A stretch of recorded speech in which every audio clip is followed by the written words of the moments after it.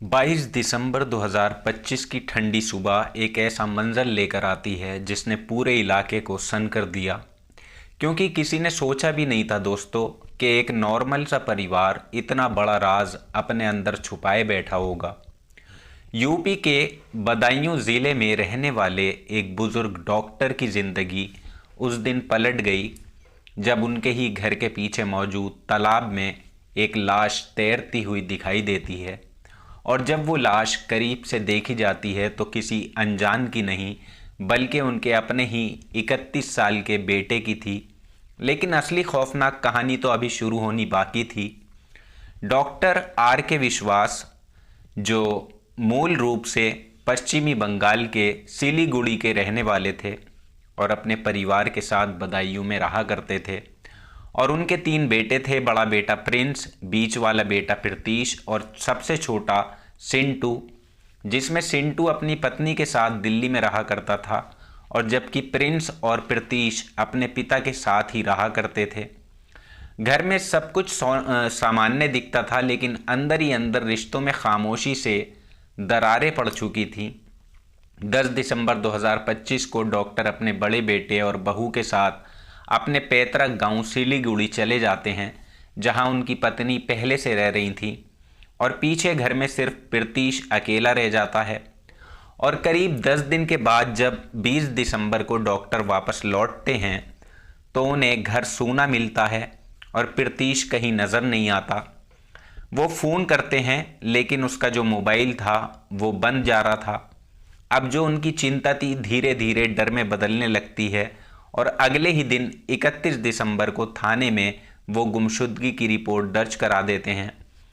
Police तलाश शुरू करती है, लेकिन इससे पहले कि कोई सुराग मिलता, 22 दिसंबर की सुबह डॉक्टर अपने घर की छत पर टहलते हुए पीछे के तालाब की तरफ अपनी नज़र जो घुमाते हैं, तब अचानक उनकी नज़र पानी में तैरती हुई एक लाश पर पड़ती है और वो घबराकर नीचे भागते हैं और पास जाकर देखते हैं, और जैसे ही पहचान होती है उनकी चीखें निकल जाती हैं, क्योंकि वो लाश उनके बेटे प्रीतीश की थी।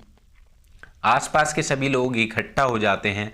अब पुलिस को भी सूचना दी जाती है और जब लाश को पानी से बाहर निकाला जाता है तो जो हालत सामने आती है, जो हालात दिखते हैं, वो और भी ज़्यादा चौंकाने वाले होते हैं। प्रीतीश के हाथ पैर बंधे हुए थे। पेट से किसी भारी चीज़ को बांधकर उसे पानी में डुबोने की कोशिश की गई थी और चेहरे पर तेज़ चीज़ से कई वार किए गए थे। और सबसे हैरानी वाली बात दोस्तों ये थी कि हाथ पैर बांधने के लिए जिस पाइप का इस्तेमाल हुआ था वो मेडिकल में इस्तेमाल होने वाला ड्रिप पाइप था, आप जानते ही हैं। यानी ये साफ था कि इस पूरी वारदात में किसी ऐसे इंसान का हाथ होगा जिसे मेडिकल की जानकारी थी, डॉक्टर की जानकारी थी, डॉक्टर लाइन की जानकारी थी। पुलिस ने लाश को जो पोस्टमार्टम के लिए भेज दिया, जांच शुरू की, लेकिन सबसे बड़ा सवाल यही था कि आखिर प्रीतीश की जान किसने ली और क्यों ली। क्योंकि घर में जब ये घटना हुई तब वो अकेला था और परिवार के बाकी लोग सैकड़ों किलोमीटर दूर थे। अब धीरे धीरे ये मामला एक नॉर्मल हत्या से कहीं ज़्यादा उलझा हुआ दिखाई देने लगा था, और यहीं से शुरू होती है इस केस की असली परतें, जो हर खुलासे के साथ और भी ज़्यादा डरावनी होती चली जाती हैं। जब परतें खुलती हैं तो आप भी हैरान हो जाएंगे। पोस्टमार्टम रिपोर्ट आते ही मामले ने और भी ख़तरनाक मोड़ ले लिया, क्योंकि रिपोर्ट में साफ दिखाई दे रहा था कि प्रीतीश पर पहले तेज़ धार वाले हथियार से हमला किया गया और फिर उसे बेहोश करने के लिए एनेस्थीसिया जैसा इंजेक्शन भी दिया गया। यानी ये कोई अचानक हुआ अपराध नहीं था, बल्कि पूरी प्लानिंग के साथ ये खून को अंजाम दिया गया था। अब पुलिस को यकीन हो गया था कि इसमें किसी ऐसे व्यक्ति का हाथ है जिसे मेडिकल की बहुत ज़्यादा समझ हो सकती है, या फिर जो डॉक्टर के क्लिनिक से जुड़ा हुआ होता है, जो सब कुछ जानता है। इसी बीच जब पुलिस ने आसपास के लोगों से पूछताछ की तो एक नई बात सामने निकल कर आती है कि प्रीतीश और उसके बड़े भाई प्रिंस के बीच कुछ वक्त से अनबन चल रही थी। शक की सुई सबसे पहले प्रिंस की तरफ गई, लेकिन उस वक्त प्रिंस अपने पिता के साथ सिलीगुड़ी में मौजूद था। सिलीगुड़ी में जिससे उसका सीधे तौर पर शामिल होना जो था यहाँ पर मुश्किल दिखाई दे रहा था। हालांकि पुलिस ने इस एंगल को भी नज़रअंदाज नहीं किया और उससे पूछताछ की, लेकिन कोई ठोस सबूत पुलिस के हाथ नहीं लगा। अब इसके बाद पुलिस ने डॉक्टर आर के विश्वास से दोबारा बात की और पूछा कि क्या किसी और पर आपका कोई शक है। तभी डॉक्टर ने अपने क्लिनिक में काम करने वाले 2 लड़कों का जिक्र किया।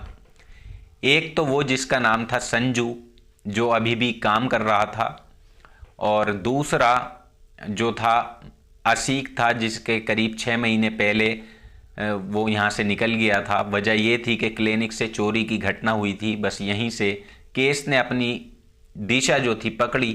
पुलिस ने फ़ौरन दोनों की तलाश शुरू की और कुछ ही वक्त में उन्हें पकड़कर थाने ले आई। शुरू में दोनों ने साफ इनकार किया, लेकिन जब सख्ती से पूछताछ हुई तब सच बाहर सामने आकर निकल गया और दोनों टूट गए।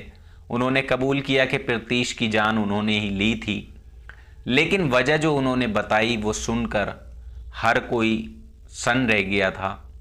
दरअसल संजू के परिवार से जुड़ा एक ऐसा रिश्ता था जिसे वो किसी भी हालत में सामने नहीं आने देना चाहता था। प्रतीश को उस राज की जानकारी हो गई थी और इसी बात को लेकर दोनों के बीच तनाव बढ़ता गया, कहासुनी हुई।